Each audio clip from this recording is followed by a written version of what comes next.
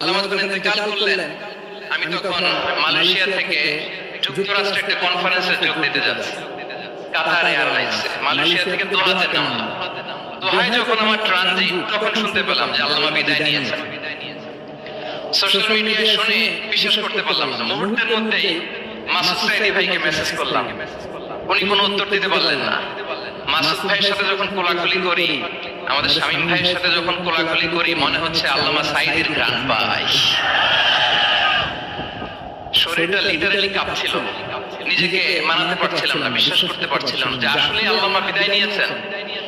In the mean time আমার second flight, দোহা two new York, 12 ঘন্টার ফ্লাইটে উঠলাম।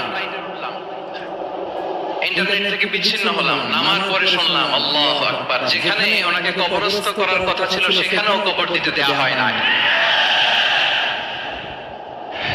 ছবিগুলো দেখতে লাগলাম।